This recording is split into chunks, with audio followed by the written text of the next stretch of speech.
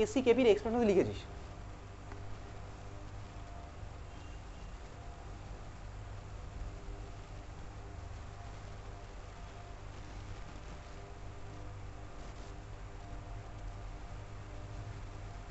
বলছে KP কেসির expression লিখলাম। আচ্ছা দেখ এবার পার্শিয়াল প্রেসার অফ ডি এর জায়গায় আমি কি লিখবো, এতদিন হয়েছে। এবার সাইডে ওটা লিখে রাখ, PA equals to NA by V R T, therefore PA equals to third ব্র্যাকেটের মধ্যে into A into R T. PA equals to third ব্র্যাকেটের মধ্যে এ ইন্টু আর টি হয়েছে। চল দেখ এবারে দেখ আমি এটার জায়গায় কি লিখতে পারি, পিডির জায়গায় কি লিখতে পারি বলতো, লিখতে পারি হচ্ছে এটা ডাইরেক্ট লিখবো। পিডির জায়গায় লিখতে পারি থার্ড ব্র্যাকেটের মধ্যে ডি ইন্টু আর টি লিখতে পারি, তো তাই তো করলাম ভাই। পিএ ইকুয়াস টু যদি থার্ড ব্র্যাকেটের মধ্যে ইন্টু আর টি লিখতে পারি, তাহলে পিডি ইকুয়াস টু লিখতে পারো থার্ড ব্র্যাকেটের মধ্যে D into R T. To the power কত হবে, হোল টু দি পাওয়ার কত হচ্ছে 5, বোঝা গেল। তুই বলি হ্যাঁ বুঝতে পারছি। পির জায়গায় কত লিখবো, থার্ড ব্র্যাকেটের মধ্যে ই into R T to the power কত 4 ডিভাইডেড বাই, পি এর জায়গায় লিখবো থার্ড ব্র্যাকেটের মধ্যে এ into R T to the power 2, পিবির জায়গায় লিখবো থার্ড ব্র্যাকেটের মধ্যে B into R T to the power 3। এতদিন বোঝা গেছে। পরের লাইনে চলে যাচ্ছি।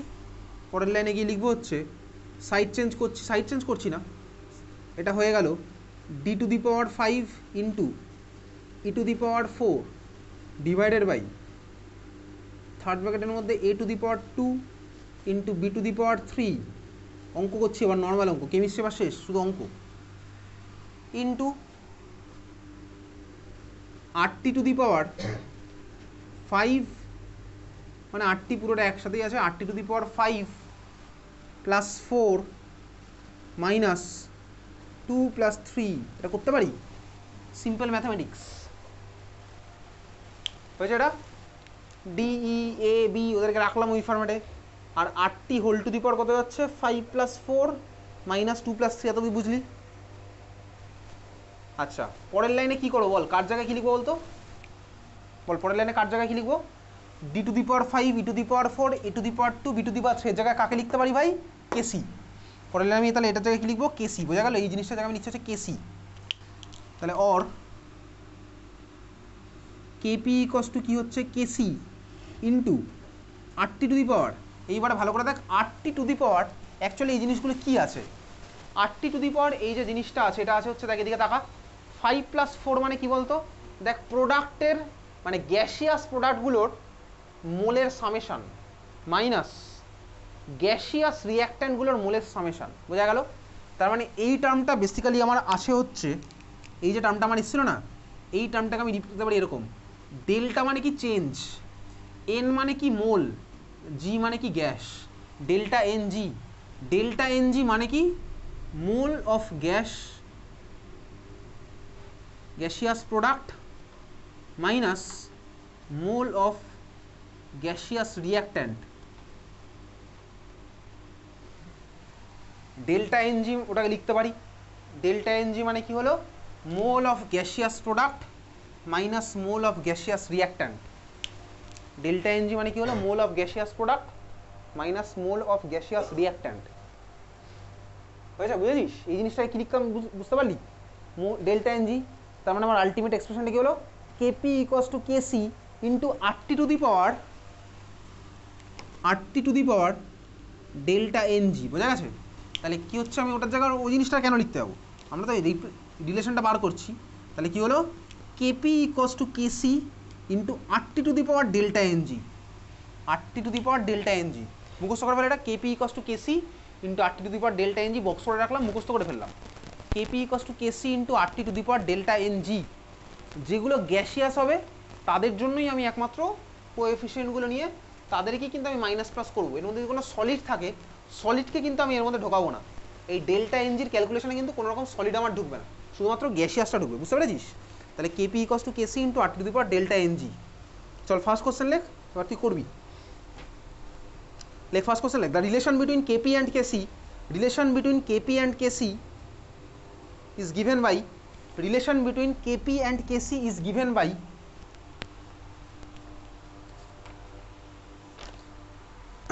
KP equals to KC into first ব্র্যাকেটের মধ্যে RT to the power minus X for, ইকুয়েশনটা বলছি ফর, ইকুয়েশন লেখ SO2 gas plus half O2 gas reversible sign দিয়ে SO3 gas, find X, find X. বল এক্স এর ভ্যালু কত হচ্ছে?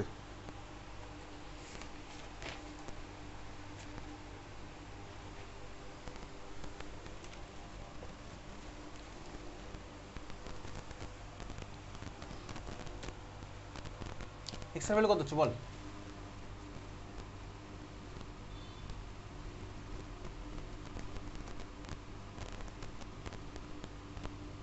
কত আসছে?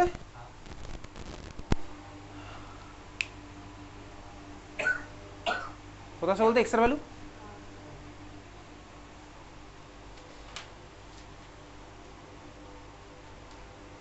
এক্স এর ভ্যালু কত আসছে? যা আসছে চল দেখা যাক কত আসছে। KP equals to KC into RT to the power delta NG আমার হয়, আমি জানি। এখানে বলেছে KP equals to KC into RT to the power minus delta, minus কি বলেছে? মাইনাস এক্স বলেছে। তাহলে আমি বার করবো হচ্ছে, আমার কাছে জানা আছে RT টু দি পাওয়ার, এইটা হচ্ছে বেসিক্যালি ডেল্টা এনজি হয়। ডেল্টা এনজির ভ্যালু কত হবে এখানে? প্রোডাক্টের মাইনাস রিয়াক্ট্যান্টের। তা প্রোডাক্টের মোল কত এখানে বল? প্রোডাক্টের মোল কত বলতো? আমি গ্যাসগুলোই নেব। প্রোডাক্টের মোল কত? 1, যা আছে তাই, মাইনাস রিয়াক্ট্যান্টের মোল কত আছে? 1 প্লাস 1/2। তাহলে ডেল্টা এনজির ভ্যালু কত আসলো? Minus half. ডেল্টা এনজির ভ্যালু এসছে মাইনাস হাফ, তার মানে minus x equals to minus half, তার মানে এক্স ইকস টু কত আসলো? Plus half. বোঝা গেল? তাহলে delta x equals to, sorry minus x equals to minus half, তাহলে এক্স ইকস টু কত আসলো? Plus half. চল বোঝা গেছে। পরের কোশ্চেন লেখ। বুঝলি নাকি? পরের কোশ্চেন লিখছিস, লেখ for Haber's process, for Haber's process find KC, find KC. এটা আইএসসি বোর্ডের question, calculator allowed. For Haber's process find KC, পরের দিন থেকে আইএসসি ক্যালকুলেটার নিয়ে আসবি, ঠিক আছে? For Haber's process find KC at 500 degree centigrade, CBSE তো দেবে, অ্যাট 500 ডিগ্রি সেন্টিগ্রেড ব্র্যাকেটে লেখ if KP is 1.4 into 10 to the power 5 unit, if Kp is 1.4 into 10 to the power 5 unit, if Kp is 1.4 into 10 to the power 5 unit, অঙ্কটা তুই করবি। তার আগে আমাকে একটা জিনিস বল, কেপি কেসির কি ইউনিট আছে নাকি ইউনিট নেই বল? কেপি কেসির কি ইউনিট আছে নাকি ইউনিট নেই? ইউনিট নেই। কেন ইউনিট নেই? তার কারণ কনস্ট্যান্ট, কনস্ট্যান্টের ইউনিট থাকে না, তাই তো? খাতার ফার্স্ট পেজে ইউনিভার্সাল গ্যাস কনস্ট্যান্ট লেখা ছিল, আর এর ভ্যালু লিখেছিল না খাতার ফার্স্ট পেজে? কোনোদিন অঙ্ক করতে গিয়ে লিখেছিলাম কখনো? Capital R universal gas constant লেখা আছে খাতার ফার্স্ট পেজে? ক্যাপিটাল আর ইকস লিখেছিলাম কখনো খাতার ফার্স্ট পেজে? দেখতো ফার্স্ট পেজ বা লাস্ট পেজে আর এর ভ্যালু অঙ্ক করতে গিয়ে লিখেছিল আর এর ভ্যালু ক্যাপিটাল আর। আচ্ছা, এই যে আরটা যেখানে এখানে ঢুকলো, আর হচ্ছে আমার কি ইউনিভার্সাল গ্যাস কনস্ট্যান্ট। যাই হোক চল আসছি, ইউনিট আছে কি নেই এদিকে তাকা। কেপির এক্সপ্রেশন, সাপোজ একটা ইকুয়েশনের কেপির এক্সপ্রেশন এরকম ছিল, তাহলে বল কেপির কি ইউনিট হবে না হবে না? অবভিয়াসলি হতে পারে, নাও হতে পারে, ডিপেন্ড করছে কার উপর? এক্সপ্রেশনের উপর। যেমন দেখ এই ইকুয়েশনে যদি আমি দেখি, পার্শিয়াল প্রেশার ইউনিট হবে হচ্ছে প্রেশার, এরও ইউনিট প্রেশার আছে, তাহলে প্রেশার টু দি পাওয়ার 9 হলো, divided by pressure to the power 5, তাহলে প্রেশার একটা ইউনিট থেকে যাবে আলটিমেটলি। বোঝা গেল? বুঝতেই পারলাম। এক্সপ্রেশনের উপর ডিপেন্ড করছে কেসির unit, concentration to the power 9 divided by concentration to the power 5 overall. তাহলে আমার কি হচ্ছে? ইউনিট থাকতে পারে, নাও থাকতে পারে, ডিপেন্ড করবে কার উপর?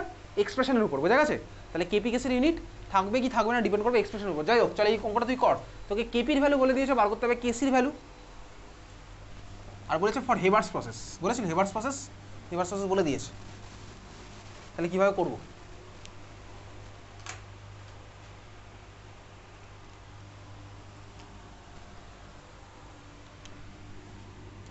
তাহলে হেভার্স প্রসেসের ডেল্টা এনজির ভ্যালুটা কত বল?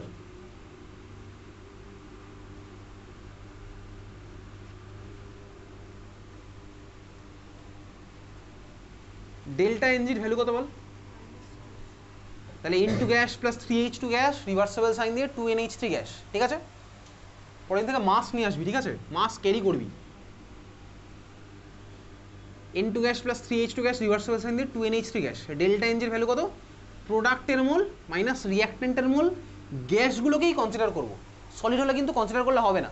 তারপরে 2 মাইনাস 1 প্লাস 3 হলো -2। খুব ভালো কথা, ডেল্টা এনজির ভ্যালু -2 এসছে।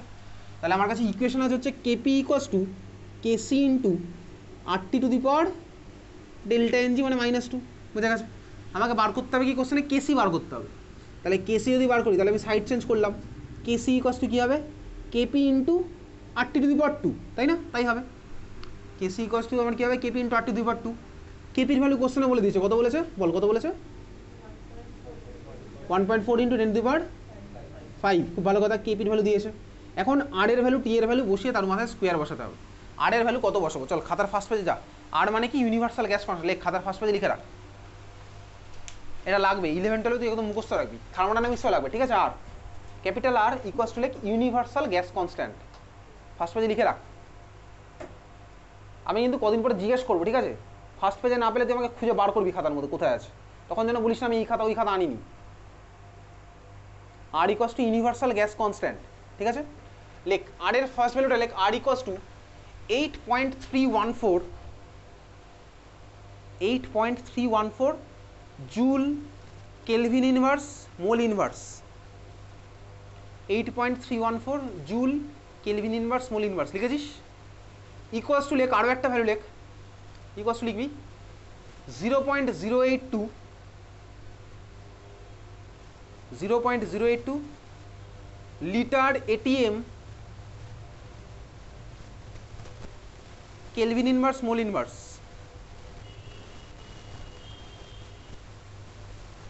ইকুয়ালস টু লেখ, এই দুখানাই আমাদের 11 12 লাগবে, ঠিক আছে। পরেরটা আর আমাদের বোর্ডে লাগবে না, তাও লিখে রাখছি, লেখ পরেরটা লেখ। ইকুয়ালস টু লেখ 1.9 almost equals to 2, almost equals to sign জানিস, ইকুয়ালস টুটা একটু বেঁকে গেছে তাই না, ঢেউ খেলানো equals to, okay. Almost equals to 2 calorie kelvin inverse mole inverse. পরেরটা আমাদের লাগে না।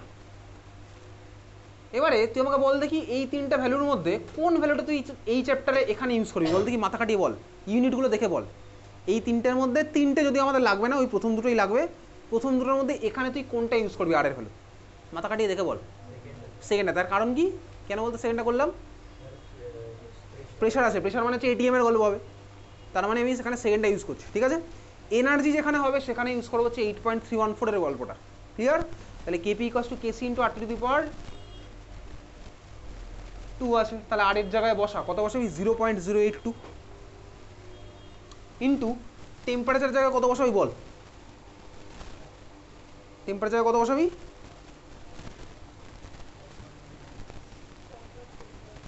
কত বসাবি টেম্পারেচার জায়গা বল, সব ক্লাস 9 কোশ্চেন। 773 কেলভিন, আমি তোকে আর বলবো না ভাই, ডিগ্রি সেন্টিগ্রেড থেকে কেলভিনের কনভার্সন 273 অ্যাড করে করবি, তাহলে কত হলো 773 কেলভিন। তাহলে এটা আর এর জায়গায় বসাচ্ছি 0.082 ইন্টু টেম্পারেচার জায়গায় 773 কেলভিন, মাথায় হলো স্কোয়ার, ঠিক আছে। আইএসসি বোর্ডের কোশ্চেন তো, এবারে ক্যালকুলেটারে বসিয়ে যা আসছে তাই। দেখ কোশ্চেনে আমাকে কেপির ইউনিট দেয়নি, তাহলে এখানেও আমি কেসির ইউনিট বলবো না, শুধু ইউনিট বলে চালিয়ে দেবো। কোশ্চেন আমাকে কেপির ইউনিট দেয়নি, তাহলে আমি ওখানে কেসির ইউনিট বলছি না, শুধু ইউনিট বলে চালিয়ে দিলাম, ঠিক আছে, বোঝা গেছে। চল বুঝলাম, বাড়ি গিয়ে ক্যালকুলেশন করবি, আমি পরের দিন জিজ্ঞেস করবো কত আসলো অ্যান্সারটা। খাতায় হেডিং দে, characteristics of K equilibrium, characteristics of K equilibrium. Number 1 লেখ, it does not depend characteristics of K equilibrium এর মধ্যে number 1 লিখছিস, does not depend on initial concentration, does not depend on initial concentration of reactant, does not depend on initial concentration of reactant, তার মানে কোনো রিঅ্যাকশনের equilibrium কনস্ট্যান্টের value fixed, ঠিক আছে। Equilibrium কনস্ট্যান্টের value initial কনসেন্ট্রেশনের উপর depend করে না। 2 নম্বর পয়েন্ট লেখ, does not depend on the presence of catalyst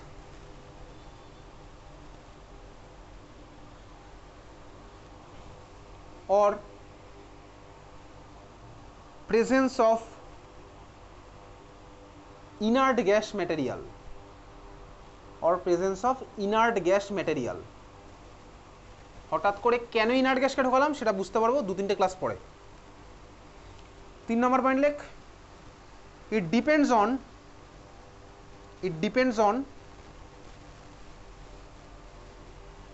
1 নম্বর লেখ টেম্পারেচার। এই টেম্পারেচারের ডিপেন্ডেন্স আমরা 2-3টে খানা ক্লাস পরে দেখবো, পরের ক্লাসে দেখতে পারি। It depends on 1 number point লিখলাম টেম্পারেচার। 2 নম্বর পয়েন্ট লেখ mode of representation of a reaction, mode of representation of a reaction। 1 নম্বর গেল টেম্পারেচার, 2 নম্বর লিখলাম হচ্ছে mode of representation of a reaction. পরেরটা লেখ কোএফিসিয়েন্ট অফ আ রিয়াকশন, পরেরটা লিখছিস coefficient of a reaction. Temperature বাদ দিয়ে যে দুটো লিখলাম সে দুটো আমি তো এখন দেখব। কোএফিসিয়েন্ট অফ আ রিয়াকশন তার মানে কি, চল দেখ। একটা ইকুয়েশন লেখ, তোর কাছে একটা ইকুয়েশন দেওয়া আছে a প্লাস 3b থেকে রিভার্সেবল সাইন দিয়ে 2d। তুই এটার ইকুইলিব্রিয়াম কনস্ট্যান্টের এক্সপ্রেশন লিখতো, কে ইকুইলিব্রিয়াম কত হবে?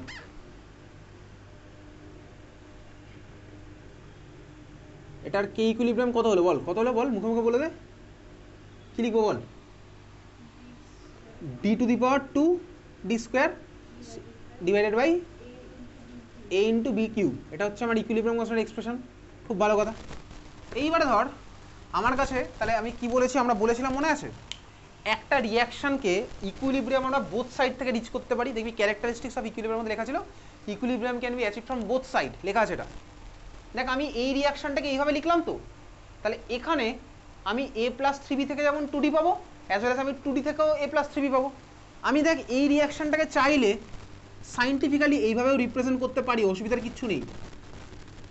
একই মানেই কিন্তু আমার বোঝায়, একই মানেই তো বোঝাচ্ছে ভাই। 2d ভেঙে গিয়ে a প্লাস 3b বানাবে আর a প্লাস 3b কম্বাইন করে 2d বানাবে, একই জিনিসই বোঝাচ্ছে, বুঝতেই পারলাম। এই রিয়াকশনটাকে এইভাবে রিপ্রেজেন্ট করা, যেটা এটা রিপ্রেজেন্ট করা একই ব্যাপার, সাইন্টিফিক্যালি একই জিনিস বোঝাচ্ছে।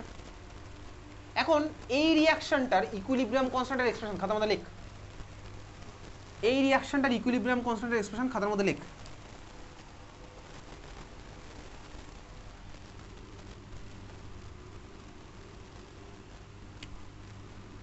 কত আসলো এটা বল, কি আসবে?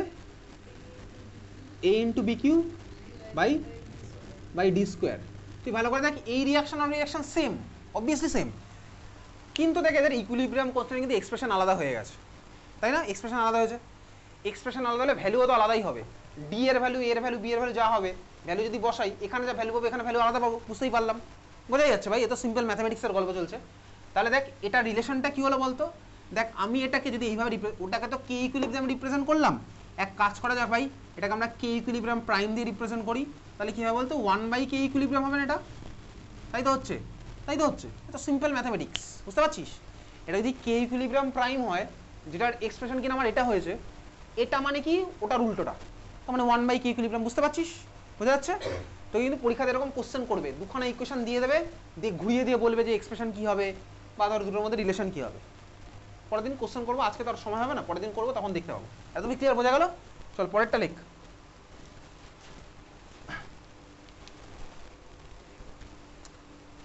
দু নম্বর পয়েন্টটা কি ছিল? Mode of.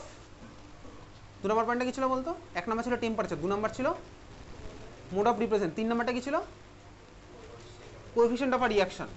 Coefficient of a রিয়াকশনের উপর কিভাবে ডিপেন্ড করবে এ তো ভাই তুই আগেই বুঝে গেছিস। ধর এই রিয়াকশনটার ইকুইলিব্রিয়াম কনস্ট্যান্ট ধর এটা, ঠিক আছে? যদি ধর আমি এটা এরকম করে দিই 2a 6b 4d এরকম করলাম, তুই যে মাল্টিপ্লাই করে দিস, তাহলে আমার এগুলো কি হবে? b⁴ a⁴ 2 b⁴ 6।